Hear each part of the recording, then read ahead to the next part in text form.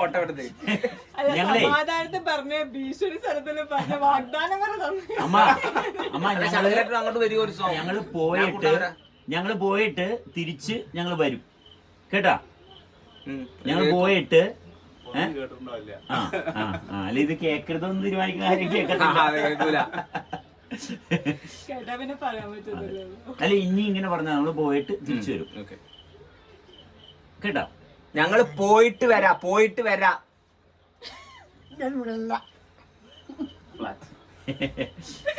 അതായതേ അമ്മ ഇവിടെ ഇന്ന് ഉണ്ടായില്ലെന്ന് അറിയാൻ വന്നതാണ്. അമ്മനെ കാണാൻ വന്നതാ ഇന്ന്. കുട്ടി പോണ്ടാന്ന്. You don't go. ഡ്രസ്സൊക്കെ എടുത്തിട്ട് വരാ. തുണിയൊക്കെ വീട്ടിലാ. തുണി അമ്മ ഉണ്ടായില്ലെന്ന് അറിയണ്ടേ. അമ്മനെ കാണാൻ വന്നതാ. അമ്മ ഇവിടെ ഉണ്ടെങ്കിൽ ഞങ്ങൾ പോയിട്ട്,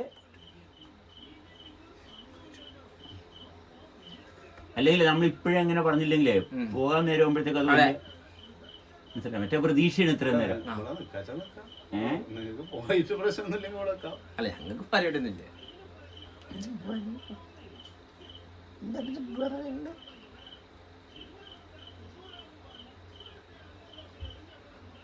ഞങ്ങൾ ഒരു ദിവസം വരാം. നമുക്ക് ഒരു ദിവസം രാവിലെ അവിടെ പോയിട്ട് വൈകുന്നേരം ഇവിടെ ആക്കി തന്നാൽ മതില്ല. ഞങ്ങൾ മൂന്നാളെയും വണ്ടിയിൽ വരിക, എടുക്കുക, പോവാ.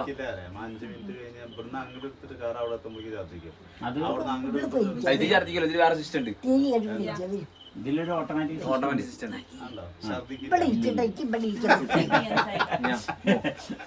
അത് ട്രയൽ എടുപ്പിച്ചിട്ട് തരാം. തൽക്കാലം ഒരാളെ കസ്റ്റഡിയിലാക്കിന്, ഒരാളായിട്ട് പോയിട്ട്. അറ്റ്ലീസ്റ്റ് ഇവളെങ്കിലും. അതെ ഇവർ രണ്ടുപേരും ആകുമ്പോ ഒക്കും. Both are matching.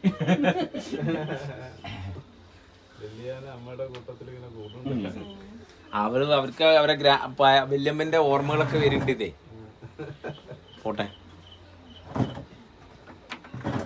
അല്ലേ ഛർദിയൊക്കെ നമ്മളുടെ ഒരു മാനസികാവസ്ഥയിൽ പാരമ്പര്യമായിട്ട് കിടക്കുന്നതാണല്ലോ.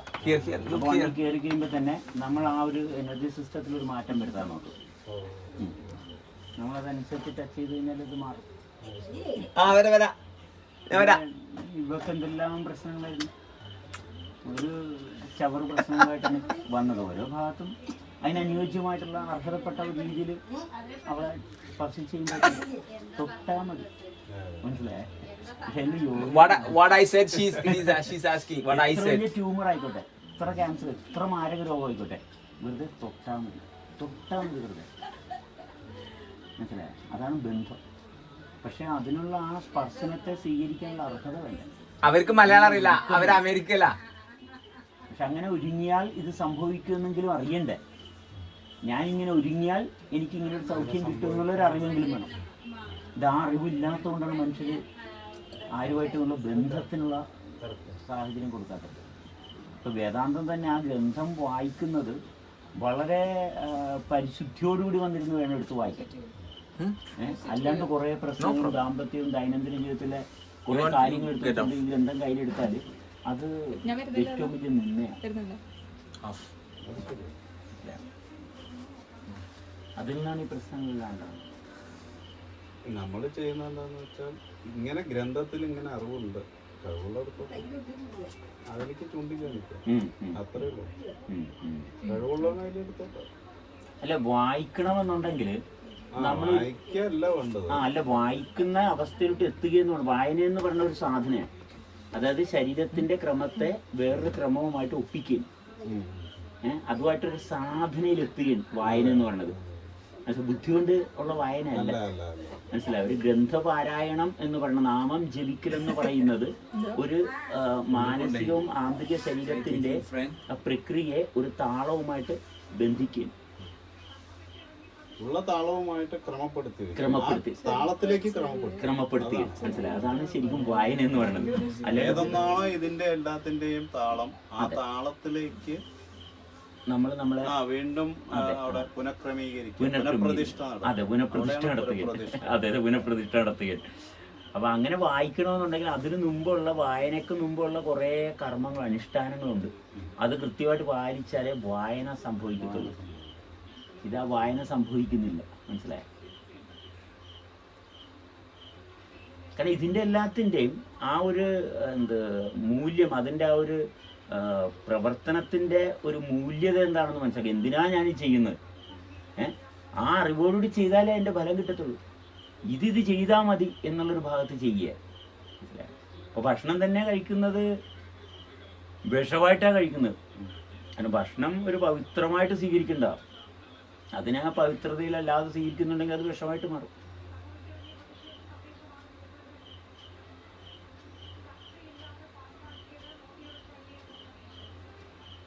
ശ്രദ്ധയോട് കൂടിയിട്ടാകുമ്പോൾ പറഞ്ഞ പോലെ ശരിയാണ്. അത് എല്ലാത്തിനും അതിന്റെ പവിത്രത കാണണം.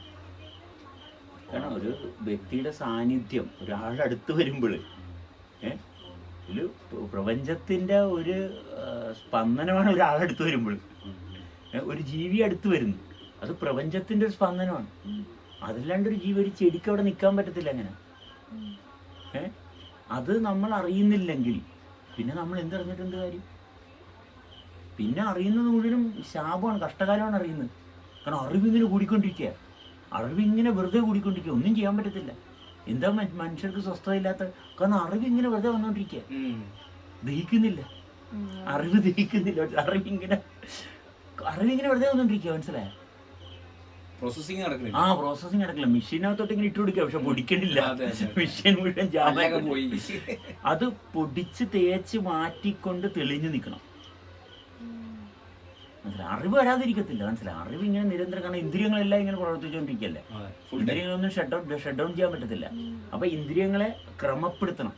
അല്ല, നമുക്ക് ആവശ്യമുള്ളത് എടുത്തിട്ട് ആവശ്യമില്ലാത്തത് ഒഴിവാക്കണം. അല്ല, നമ്മളെന്നല്ല തീരുമാനിക്കുന്നത്. നമുക്ക് ആവശ്യമുള്ളത് തീരുമാനിക്കാൻ നമ്മളെ. അല്ല, നമ്മള് കഴിച്ച ഭക്ഷണം നമ്മുടെ ശരീരത്തിലൊരു ദഹനം നടക്കുന്ന എന്താ? നമ്മുടെ ശരീരത്തിന് ആവശ്യമുള്ളത് തീരുമാനിക്കുന്നത് ശരീര പ്രവർത്തനം. നമുക്കിനകത്തൊന്നും പങ്കില്ല, ഇതെല്ലാം പ്രപഞ്ചം തീരുമാനിക്കും. അപ്പൊ പ്രപഞ്ചവുമായിട്ട് നമ്മൾ താളത്തിൽ നിപ്പുണ്ടാകും. സർവ്വതുമായിട്ട് ആരെയും ശങ്കരനാരായണനെ വെറുത്തിട്ട് ഞാൻ തീരുമാനം എടുത്താൽ എങ്ങനെ ഇരിക്കും? ശങ്കരനാരായണനെ വെറുത്തിട്ട് ഞാൻ എല്ലാം പ്രപഞ്ചം തീരുമാനിച്ചോളൂ എന്ന് നടക്കുക. ഇവിടുത്തെ ഈ വെറുപ്പ് മാറ്റണം, മനസ്സിലായ? ശങ്കരനാരായണനോട് ഞാൻ വെറുപ്പ്, വിദ്വേഷം പ്രകടിപ്പിച്ച് എന്നിട്ട് പ്രപഞ്ചം എൻ്റെ കാര്യങ്ങളെല്ലാം നോക്കിക്കോളും, ശരിയാവുക? എന്നിട്ട് ഞാൻ ഭയങ്കര സാധനയിലാണ്, ഞാൻ എല്ലാത്തിലും ഓക്കെയാണ്. ഓക്കെ ആകത്തില്ല. തലവത്ത് പറഞ്ഞാലും ഈ വിദ്വേഷം ഞാൻ ഉണ്ടാക്കിയതാണ്. ഈ വിദ്വേഷം എപ്പോഴും അത് ഒരു പൂട്ടാണ്, ചങ്ങലയാണത്. ഇതൊരു ചങ്ങലയാണ്. പക്ഷെ ഈ ചങ്ങല അഴിച്ചു മാറ്റിയ അപ്പോഴൊക്കെ, അപ്പൊ പ്രപഞ്ചം തുറക്കണം. അതുകൊണ്ടാണ് അദ്വേഷ്ടാ സർവഭൂതം. ഒരാളോടും വിദ്വേഷം പാടില്ല പറഞ്ഞു. അദ്വേഷ്ടാ സർവഭൂതാണ്, ഒരു ജീവിയോടും വിദ്വേഷം പാടില്ല എന്ന് പറഞ്ഞു. അപ്പോഴേ ഇത് തുറക്കും. അവിടെ വേറെ പ്രത്യേക താല്പര്യം വർക്ക് ചെയ്യില്ല, എല്ലാവർക്കും ഒരേ ആവശ്യം തന്നെയാണല്ലോ. കാരണം ഒരു വിദ്വേഷം വന്നു കഴിഞ്ഞാൽ അവിടെ ഒരു ബന്ധനം വന്നു, ബന്ധിക്കാൻ അവിടെ ഒരു ഇത് ബ്ലോക്ക് വന്നല്ലോ. അതെ, കാരണം നമ്മളൊരു തീരുമാനം എടുത്ത്. അല്ലാതെ വിദ്വേഷം വരേണ്ട കാര്യമില്ല. വിദ്വേഷം വരാൻ കാരണം എന്താണ്? ഇവിടെ വേറെ ഒന്നിനോട് ഭ്രമമുള്ളത് കൊണ്ടാണ്. അല്ല, ഇപ്പൊ ഇങ്ങനെ ഒരാളോട് ദേഷ്യം പിടിക്കരുത് എന്ന് പറയുമ്പോ അത് അവനവന് വേണ്ടിയിട്ടാ പറയുന്നതെന്ന് മനസ്സിലാവുന്നില്ല, മറ്റുള്ളവർക്ക് വേണ്ടി ചെയ്തു കൊടുക്കുന്ന പോലെയാണ്. അതൊരു കാര്യം. അല്ല, ഈ വിദ്വേഷം വരുന്നതിന്റെ കാരണം എന്താ? നമ്മൾ വിദ്വേഷം പാടില്ലെന്ന് നമ്മൾ പറയും, പക്ഷെ വിദ്വേഷം വന്നു പോകുന്നു. എന്തുകൊണ്ടാണ്? മറ്റൊന്നിനോട് ഭ്രമം ഉണ്ടെങ്കിൽ വിദ്വേഷം വരും. കാരണം ഇവൻ ഈ എന്റെ ഭ്രമത്തിന് പ്രതികൂലമാണ്, അനുകൂലമല്ല. ഇവന്റെ സാന്നിധ്യം എനിക്ക് ഈ ഭ്രമത്തെ നേടാൻ പറ്റത്തില്ല, അതുകൊണ്ടാണ് വിദ്വേഷം വരുന്നത്. സർവഭൂതാനാം ഇല്ല അവിടെ. എല്ലാ ജീവജാലങ്ങളും എല്ലാ വ്യവസ്ഥകളും. അതെ, അപ്പൊ ഒന്നിനെ ഭ്രമിച്ചാൽ നടക്കില്ല. സർവഭൂതാനം പോയി അവിടെ. ഒന്നിനെ ഭ്രമിച്ച് അത് തടസ്സമായിട്ട് നിൽക്കുമ്പോ അവിടെ നിരാശ വരുന്നു. നിരാശ വരുമ്പോൾ കോപമുണ്ടാവും. അതിന് തടസ്സമായിട്ട് നിൽക്കുന്നു. എൻ്റെ ഒരു ആഗ്രഹം, ഒരു തടസ്സം, അത് ഏത് തലത്തിലും വരാം. അപ്പൊ ഇതൊക്കെ ത്യജിച്ച് ചെയ്യുമ്പോൾ സന്യാസം എന്നൊക്കെ പറയുമ്പോൾ ആ ഭാഗമാണ്. അത്രയും എല്ലാത്തിനെയും നശിച്ചു കഴിഞ്ഞ്. അപ്പൊ ഇതില് സെബാസ്റ്റ്യൻ സാർ ഇങ്ങനെ പറയുന്നു, തുറന്ന് കിട്ടുന്നു എന്ന് പറയുമ്പോൾ നമ്മൾ അതിനെ മോക്ഷം എന്ന് പറയുന്നു. തുറന്ന് കിട്ടണം എന്നുള്ള വാക്കുകളുടെ പ്രയോഗം ഇതിലല്ല. ശക്തി എന്ന് പറയുമ്പോൾ ഇവിടെ പ്രാണൻ എന്ന് പറയുന്നു, പ്രാണൻ എന്ന് പറയുന്നു. അപ്പൊ അവിടെ നമ്മളിതിനെ തിരിച്ചറിയണം എന്ന് പറയുമ്പോൾ ഗണപതി എന്നുള്ള തത്വം, അങ്ങനെയുള്ള കാര്യങ്ങൾ വരുമ്പോൾ ബുദ്ധിയും സിദ്ധിയുമാണ് ഗണപതി എന്ന് പറയുന്നത്. അതൊക്കെ നമ്മളുടെ സംവേദന, നമ്മളിൽ തന്നെ ഇരിക്കുന്ന സംവേദനത്തിന്റെ ഇതൊരു മിത്തല്ല. യാഥാർത്ഥ്യമാണ്. അതെ അതെ അതെ അതെ അതെ അതെ ഇത് മിത്താണെന്ന് പറയുന്നതാണ് ഈ പ്രശ്നം വരുന്നത്. പക്ഷെ ഇതിനെ ഈ സിംബോളിക്കായിട്ട് അവിടെ ആ ഒരു ബിംബകൽപ്പന ചെയ്തിരിക്കുകയാണ്. എല്ലാതും വിഗ്രഹമാണ്. ഇപ്പോൾ ഒരു വാക്ക് എന്ന് പറയുമ്പോൾ അതിനൊരു അർത്ഥമുണ്ട്, അതിനൊരു സൂചനയുണ്ട്. ആ അർത്ഥം എന്ന് പറയുമ്പോൾ അവിടെ കളിക്കും വിശേഷേണ അതിലൊരു അർത്ഥത്തെ ഗ്രഹിക്കുന്നത് കൊണ്ട് അത് വിഗ്രഹമാണ്, ശബ്ദവിഗ്രഹമാണ്. അതെ. അപ്പം അതില്ലാതെ ഒന്നും. അപ്പം അതിലൂടെ ആരാധന എന്ന് പറയുന്നത് നമ്മൾക്ക് തന്നെ ഉണരാൻ വേണ്ടിയിട്ടുള്ളതാണ്. അതെ, നമ്മളെ ഉണർത്തുന്നതാണ്. പൂജ എന്ന് പറയുമ്പോൾ അച്ഛനെയും അമ്മയും പൂജിക്കുക എന്ന് പറയുമ്പോൾ അവർക്ക് കർപ്പൂരം കാണിക്കുക എന്നുള്ളതല്ല, അവരെ ശുശ്രൂഷിക്കുക. അവരെ ശുശ്രൂഷിക്കുന്നത് വഴി നമ്മളിലൊരു ബന്ധമുണ്ട്. നമ്മൾ തന്നെ ശുശ്രൂഷിക്കപ്പെടുകയാണ്. നമ്മൾ തന്നെ ശുശ്രൂഷിക്കപ്പെടുക. വേറൊരാളെ അച്ഛനെയും അമ്മയെയും ശുശ്രൂഷിക്കുക എന്ന് പറയുമ്പോൾ പൂജിക്കുക എന്ന് പറയുമ്പോൾ അവരെ കുളിപ്പിച്ച അവർക്ക് വിഷമങ്ങളില്ലാതെ, മനസ്സിന് യാതൊരു വിഷമവും ഇല്ലാത്ത രീതിയിൽ നമ്മൾ അവരെ വൃത്തിയാക്കി വെക്കുകയാണ്. അവരുടെ ഇതിൽ ചെളി ഉണ്ടെങ്കിൽ ചെളി കളഞ്ഞ് ഈച്ച വരാത്ത രീതിയിൽ. പിന്നെ അവിടെ കർപ്പൂരം കാണിക്കുന്നത് ഇതിനു വേണ്ടിയിട്ടാണ്, അവരെ പൂജയ്ക്ക് ആരാധിക്കാൻ വേണ്ടിയിട്ടുള്ളത്. അവിടെ അന്തരീക്ഷം ശുദ്ധമാക്കാനും പ്രാണികൾ വന്ന് അവരെ ഉപദ്രവിക്കാതിരിക്കാനും ഇതൊക്കെയാണ് അതിന്റെ താല്പര്യം. അവിടെ സ്വസ്ഥത കൊടുക്കണമെങ്കിൽ നമ്മൾ സ്വസ്ഥരാവണം. അപ്പോഴാണ് നമ്മൾക്ക് സ്വസ്ഥത വരും. കാരണം നമ്മളുടെ ശരീരത്തിലെ ഓരോ കോശങ്ങളും ദാനം തന്നിരിക്കുന്ന അവരിൽ നിന്നാണ്. അപ്പൊ അവരുമായിട്ടുള്ള ആ ചേർച്ച വന്നാൽ മാത്രമേ, അല്ലെങ്കിൽ അവരുടെ ഭാഗത്തേക്ക് ശ്രദ്ധ പോവാതെ ഇത് ബന്ധിക്കപ്പെടുകയാണ്, ഇത് ഒറ്റപ്പെടുകയാണ് ചെയ്യുന്നത്. ഇത് വളരെ മനോഹരമായിട്ടുള്ളൊരു അനുഭവമാണ്. ഈ മനോഹരമായിട്ടുള്ള അനുഭവത്തിൽ മാത്രമേ ഇത് മുന്നോട്ട് പോകത്തുള്ളൂ, ആ കമ്മ്യൂണിക്കേഷൻ നടക്കത്തുള്ളൂ. മനസ്സിലായി? ഇത് കമ്മ്യൂണിക്കേഷൻ ഇവിടെ നടത്തുമ്പോൾ പ്രപഞ്ചത്തിന്റെ അനന്തതയിൽ നിന്നാണ് നമുക്ക് കിട്ടുന്നത്. മനസ്സിലായ? ഇതിനെയാണ് കുലീനൻ എന്ന് പറയുന്നത്. കുലീനത, അതായത് അച്ഛനും അമ്മയുമാകുന്ന കുലത്തെ കണ്ട് അതിനെ നമ്മൾ ആദരിച്ച നമ്മളിൽ ആ കുലത്തെ നമ്മൾക്ക് പകർന്ന് തുറന്നു കിട്ടുമ്പോഴാണ് അവിടെ കുലീനത്വം വരുന്നത്. പിന്നെ സർവത്തിനോടും ആ കുലീനത തന്നെയുള്ളൂ. കുലീനത അവിടെയാണ്.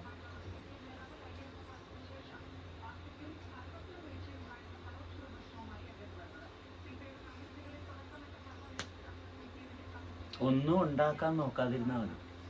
ഈ ഉണ്ടാക്കണമെന്നുണ്ടെങ്കിൽ നമ്മുടെ ഉള്ളിൽ സങ്കല്പം വരും, അത് മായേ. മനസ്സിലായ? കാരണം പ്രപഞ്ചമാണ് ഉണ്ടാക്കുന്നത്, നമ്മൾ ഉണ്ടാക്കാൻ പോവുക. ഉണ്ടാക്കാനും പോയത് ഉണ്ടാക്കുന്നവരെ കൂടെ ബന്ധവും പാടില്ല. അത് നമ്മൾ ഉണ്ടാക്കിയെടുക്കാൻ ശ്രമിക്കുമ്പോൾ നശിച്ചു പോകും. അതാണ് ഈ നശിച്ചു പോകുന്നു പറയുന്നത്. ഇവിടെ എല്ലാം നശിച്ചു പോകും എന്ന് പറയുമ്പോൾ അതൊരു നെഗറ്റീവായിട്ടാണ് എല്ലാവരും എടുക്കുന്നത്. നെഗറ്റീവായിട്ടല്ല, നിങ്ങളിൽ ഉണ്ടാക്കിയിരിക്കുന്ന നിങ്ങൾക്ക് എതിരായിട്ടുള്ള വിപരീതങ്ങളെല്ലാം നശിച്ചു പോകണം. അത് നശിച്ചു പോകും. അപ്പോഴേ നിങ്ങൾ ശുദ്ധമായിട്ട് നിലനിൽക്കും. നശിച്ചു പോകുമെന്ന് പറയുമ്പോൾ അവിടെ അസ്വസ്ഥത ഉണ്ടാകുന്നുണ്ടെങ്കിൽ അതാണ് അവരുടെ അനുഗ്രഹം. കാരണം അപ്പോഴറിയണം അവരുടെ നാശത്തിന്റെ ലക്ഷണം അവിടെ കാണുകയാണ്. അപ്പൊ എന്നിൽ ഈ അസ്വസ്ഥത ഉണ്ടാവാനുള്ള കാരണമാണ് അന്വേഷിക്കേണ്ടി, അല്ലാതെ ഇയാളല്ല നോക്കേണ്ടി. ഇതാരാ പറഞ്ഞേ? എന്തിനാ ഇവിടെ വന്ന് രാവിലെ തുടങ്ങിയിട്ട് ഡയലോഗ് അടിച്ചിട്ട് ഞങ്ങൾക്ക് പ്രശ്നം ഉണ്ടാക്കണെന്നാ പറയുന്നത്? അല്ലാതെ എന്തുകൊണ്ടാണ് എന്നിൽ ഈ പ്രശ്നം ഉണ്ടാവണമെന്ന് ഒരാളും നോക്കണില്ലല്ലോ.